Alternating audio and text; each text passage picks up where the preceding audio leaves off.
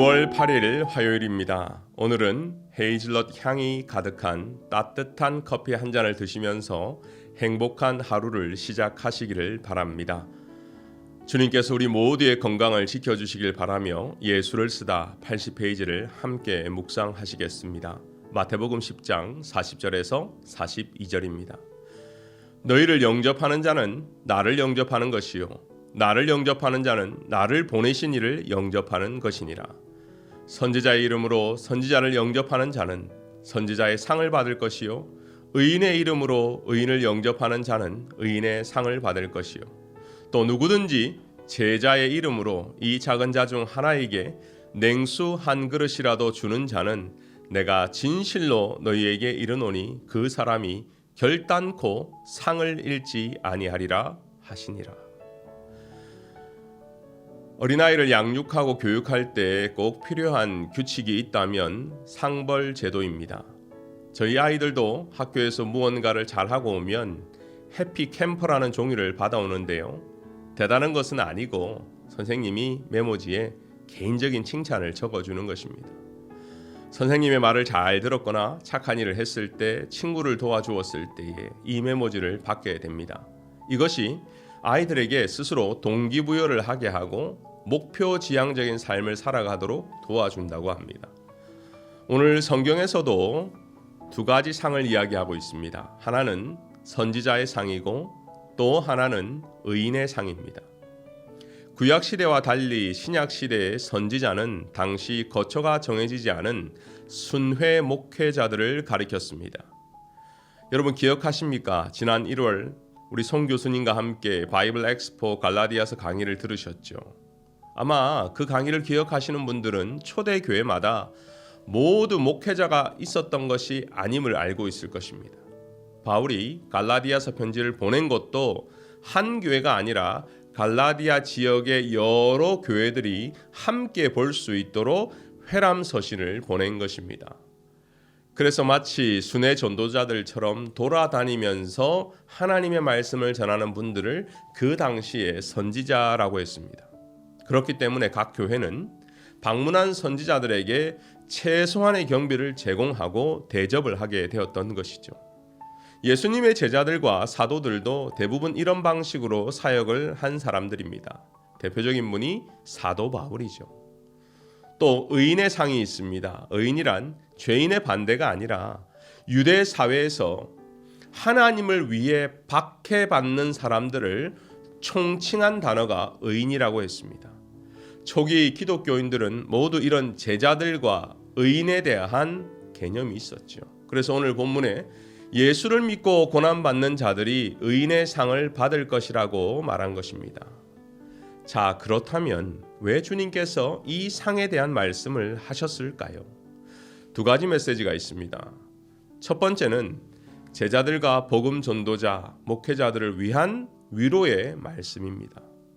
복음을 전하는 성도들이 항상 핍박과 박해만 받는 것이 아니라 때로는 하나님의 백성과 동역자와 성도들의 환대도 받게 된다는 것을 알려주시는 것이죠. 위로해 주시는 것이죠.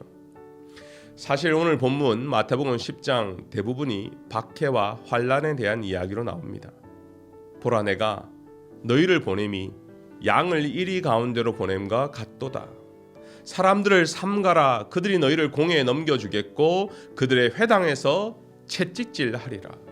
또 너희가 나로 말미암아 총독들과 임금들 앞에 끌려가리니 어떤 주의 종이라 할지라도 어떤 능력의 사람이라 할지라도 끊임없는 환난과 고난은 우리를 낙심하게 만들고 지치게 하는 것이죠.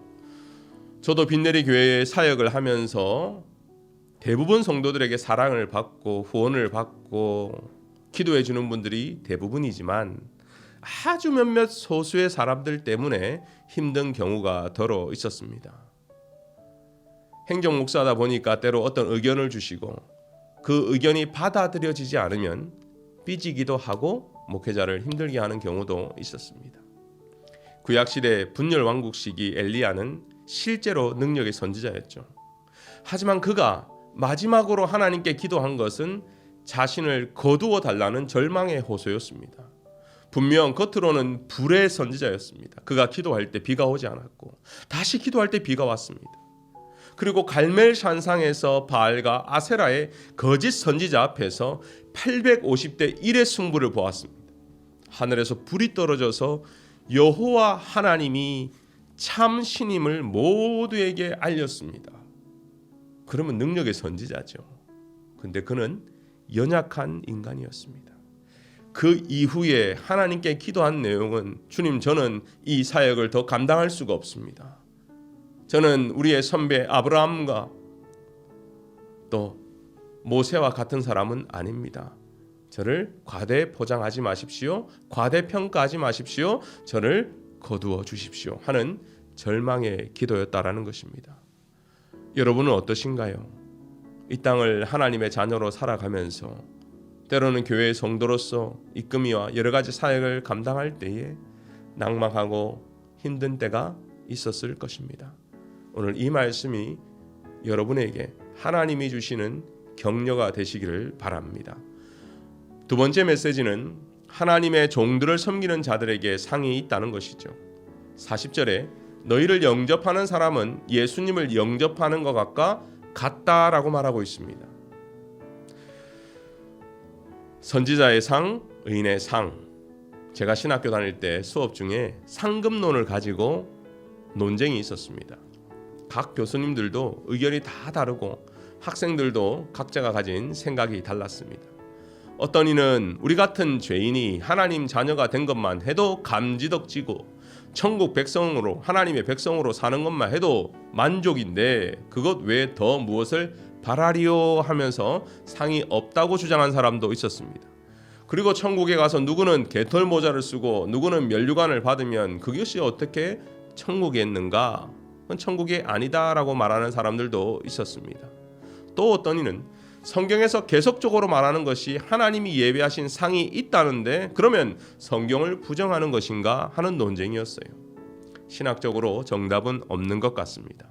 하나님 나라에 가봐야 알 것 같아요. 하지만 하나님을 섬기며 하나님의 종을 섬기는 자들에게 하나님이 상을 주신다고 성경이 말하는 것은 사실입니다. 그 상이 어떤 상인지는 알지 못합니다. 제가 이 말씀을 묵상하면서 우리 교회 성도들을 생각해 보았습니다. 우리 교회 성도들을 보면 참 잘 섬기는 분들이 많이 있어요.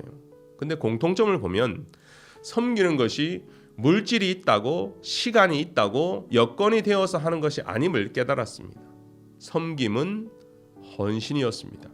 섬김은 믿음으로 하는 것임을 알게 되었다는 것이죠. 모든 섬김을 하나님을 사랑하는 마음으로 시작할 때에 하나님이 함께 해주시고 내가 손해본다가 아니라 기쁨과 감사를 주신다는 것을 알게 된 것입니다. 사랑하는 빈내리 성도 여러분, 우리 모두는 섬기는 사명이 있습니다. 각자 주의를 한번 보십시오. 소자에게 필요한 냉수 한 그릇의 영성이 필요합니다. 오늘도 내가 누구를 섬겨야 될지, 누구에게 전화 한 통을 해서 격려를 해줘야 할지, 칭찬을 해드려야 될지 생각하고 아주 작은 것 하나라도 예수님을 생각하고 예수님을 대접하는 마음으로 살아간다면 오늘 하루 아주 행복한 하루가 되실 것입니다. 오늘 말씀을 기억하면서 함께 기도하겠습니다.